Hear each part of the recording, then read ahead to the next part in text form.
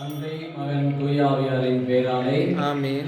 ஆண்டவர் உங்களோடு இருப்பாராக. நம் ஆன்மாவோடும் இருப்பாராக. தூய மத்தேயு எழுதிய பரிசுத்த நற்செய்தியிலிருந்து வாசகம். ஆண்டவரே மாட்சி உமக்கே. பிரிவு 21 இறைவார்த்தைகள் 23 27 முடிய. அக்காலத்தில் இயேசு கோவிலுக்கு சென்று கற்பித்துக் கொண்டிருக்கும் போது தலைமை குருக்களும் மக்களின் மூப்பர்களும் அவரை அணுகி, எந்த அதிகாரத்தால் நீர் இவற்றை செய்கிறேன், இந்த அதிகாரத்தை உங்களுக்கு கொடுத்தவர் யார் என்று கேட்டார்கள். இயேசு அவர்களுக்கு மறுமொழியாக, நானும் உங்களிடம் ஒரு கேள்வி கேட்கிறேன், நீங்கள் அதற்கு மறுமொழி கூறினால் எந்த அதிகாரத்தால் இவற்றை செய்கிறேன் என்பதை நானும் உங்களுக்கு சொல்வேன். யோவானுக்கு திருமுழுக்கு அளிக்கும் அதிகாரம் எங்கிருந்து வந்தது? விண்ணகத்திலிருந்தா மனிதனிடமிருந்தா என்று அவர் கேட்டார். அவர்கள் விண்ணகத்து வந்தது என்பவனால் பின் ஏன் நீங்கள் அவரை நம்பவில்லை என கேட்பார். மனிதனிடமிருந்து என்பவனால் மக்கள் கூட்டத்திற்கு அஞ்ச வேண்டியிருக்கிறது. ஏனெனில் அனைவரும் யோவானை இறைவாக்குனராக கருதுகின்றனர் என்று தங்களிடையே பேசிக்கொண்டார்கள். எனவே அவர்கள் இயேசுவிடம் எங்களுக்கு தெரியாது என்று பதிலளித்தார்கள். அவரும் அவரிடம், எந்த அதிகாரத்தால் இவற்றை செய்கிறேன் என்று நானும் உங்களுக்கு கூற மாட்டேன் என்றார். இது வாழ்வுதலும் கிறிஸ்துவின் நற்செய்தி. கிறிஸ்துவே மக்கு புகழ். இயேசுவில் பிரியமான சகோதர சகோதரிகளே, ஆண்டவர் அருமையான ஒரு இறை வார்த்தை பகுதியை இன்றைய நாளிலே நாம் அனைவருமே இந்த சிந்திக்க ஆண்டவருடைய இந்த வருகை அவளோடு நாம் எதிர்பார்த்து கொண்டிருக்கிற இந்த முக்கியமான இந்த நாட்களிலே இயேசு நம்மோடு பேசுகின்றான்.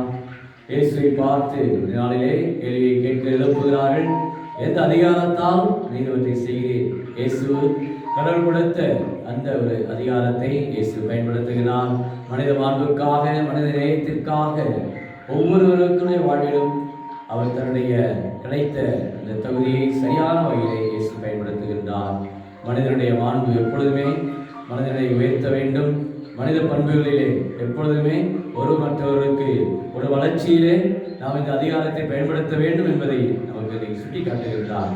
ஒவ்வொருவருமே இன்னைக்கு அதிகாரத்தோடு இருக்க ஆசைப்படுகிறோம். கணவர் மனைவியிடத்திலும், மனைவி கணவரிடத்திலும், பெற்றோர்கள் பிள்ளைகளிடத்திலும் தன்னுடைய அதிகாரத்தை, அதை எப்பொழுது என்றால் ஒரு பொறுப்போடு வருகிற பொழுது, கடமை உணர்வோடு வருகிற பொழுது அந்த அதிகாரம் அங்கு ஒரு பயன்படுகின்றது. ஒரு வளர்ச்சியை நோக்கி செல்லக்கூடிய, ஒரு ஆளுமை நிறைந்த ஒரு வளர்ச்சியை நோக்கி செல்லக்கூடியதாக இருக்கிறது. அதைத்தான் ஆண்டவர் இன்றைக்கு நமக்கு அருமையாக சொல்லுகின்றார். கடவுளுடைய இந்த வல்லமையை பயன்படுத்தி எவருக்கும் தீங்கிழைக்கவில்லை. சதுசேயர்கள் பரிசேயர்கள் தங்களுடைய அதிகாரத்தை வைத்து கடவுளுடைய பெயரை சொல்லி பிறரை கலங்கப்படுத்தினார்கள், பிறரை அநியாயமாக துன்புறுத்தினார்கள். அதனால்தான் ஆண்டவர் அத்தகையை சாடுகின்றார். எருசலேமிலே அவருடைய இந்த செயல்பாட்டை கண்டு இயேசு விரட்டி அடிக்கின்றார், சாட்டி எடுத்து விரட்டுகின்றார். அவருடைய இந்த தீய செயல்பாட்டை கண்டு காரணம் தங்களை அந்த அதிகாரத்தினால் மக்களை ஒடுக்கினார்கள். அது இயேசுக்கு பிடிக்கவில்லை. இயேசு மனித நேயத்தோடு இருக்கிறார்.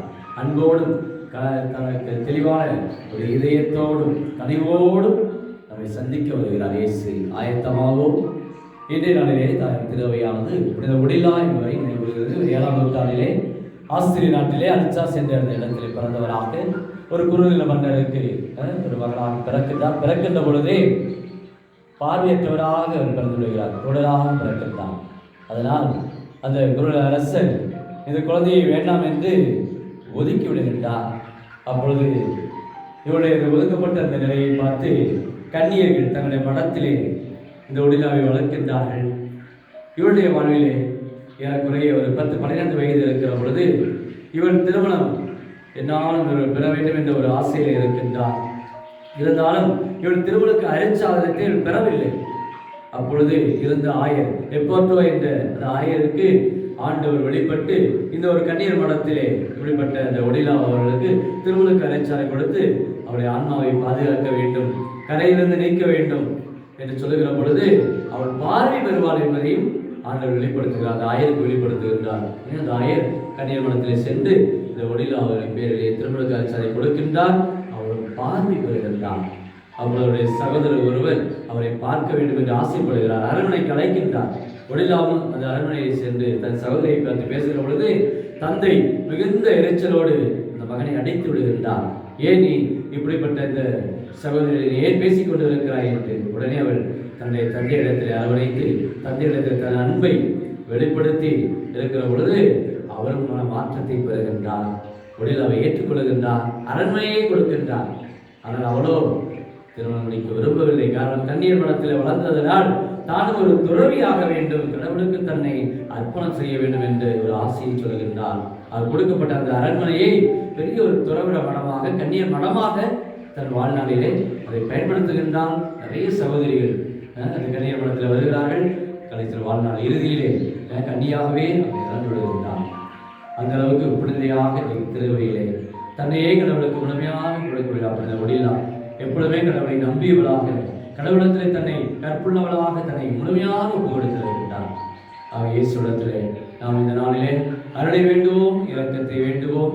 நாமும் மனித நேயம் உள்ளவர்களாக, பிறரிடத்திலே மன்னிப்பு, பிறரிடத்திலே ஏற்றுக்கொள்ளக்கூடிய பண்பு, தாய்ச்சி நிறைந்த உள்ளம், குழந்தை உள்ளம் கொண்டவர்களாக இயேசுவே தாழ்நிலையை தாட்சியிலே இயேசு உள்ள வருகின்றார். மனித நிலையை விரும்பி ஏற்கின்றார், மனிதரோடு தோழமை கொள்கின்றார். எவ்வளவு பெரிய ஒரு மாபெரும் ஒரு ஏற்கத்தக்க செயல். இயேசுவே கடவுளே குழந்தையாக மனிதனை தேடி வருகின்ற அருமையான இந்த காலத்திலே ஆண்டவருடைய தாழ்ச்சியான கொடுப்போமா? நம்முடைய அதிகாரம் குடும்பத்திலே மற்றவர்களை அடிமைப்படுத்த அல்ல, மாறாக நாம் கொண்டிருக்கூடிய இந்த அதிகாரம் பிறரை வளர்ச்சி உட்படுத்த, பிறரை பக்குவமான சிந்தனைகளை உற்சாகப்படுத்த, வழிகாட்ட, நாம் அனைவருமே ஒரு விண்மீனாக ஒளியாக இயேசுவை போல அந்த அன்றாட வாழ்விலே, அதில் திருவருகை காலத்திலே நாம் பிறருக்கு ஒளியாக வழியாக வராது ஆண்டவரத்தில் அருளை வேண்டுவோம், ஜெபிப்போமாக.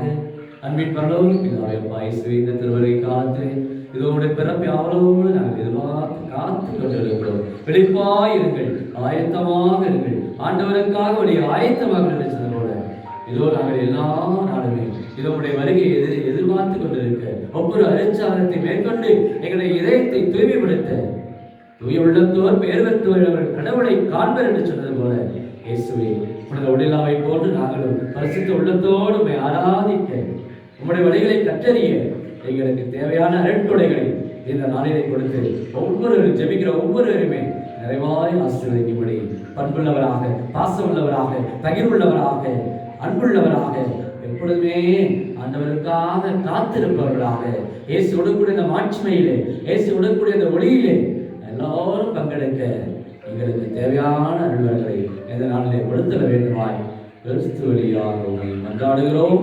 ஆமென்.